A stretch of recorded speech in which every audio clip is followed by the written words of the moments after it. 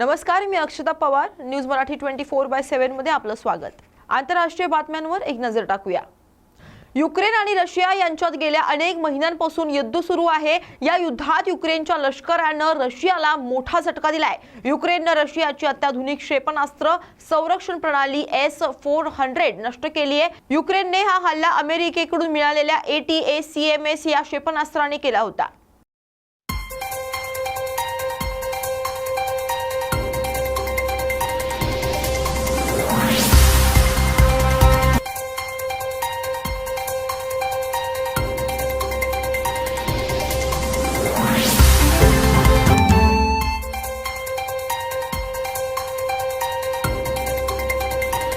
जगात काही देशांमध्ये गेल्या अनेक महिन्यांपासून युद्ध सुरू आहे. आता बिशप मायर मेरी इमॅन्युएल यांनी तिसरं महायुद्धाचे गंभीर परिणाम होणार असल्याचं भाकीत केलंय.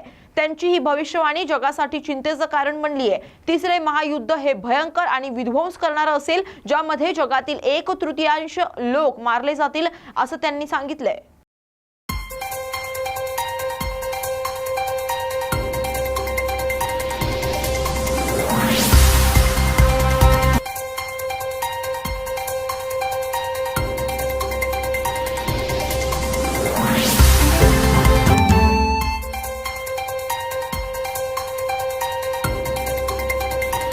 इम्रान खान यांचा पक्ष PTI ने आपला विरोध संपवलाय. पाकिस्तानी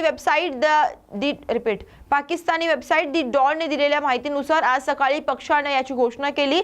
इम्रान खान यांच्या सल्ल्यानेच पुढील निर्णय घेतला जाईल असं PTI ने सांगितलंय.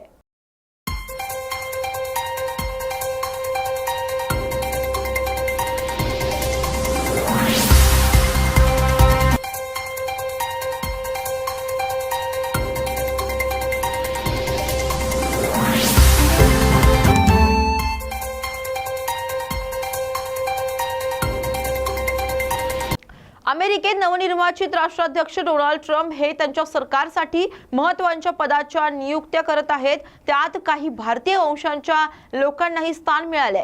ट्रम्प यांनी भारतीय वंशाचे फिजिशियन आणि अर्थतज्ञ डॉक्टर जय भट्टाचार्य यांची राष्ट्रीय आरोग्य संस्थेच्या संचालकपदी नियुक्ती करण्याचा निर्णय घेतलाय. देशातील आघाडीच्या वैद्यकीय संशोधन संस्थेची जबाबदारी जय भट्टाचार्य यांच्याकडे असेल.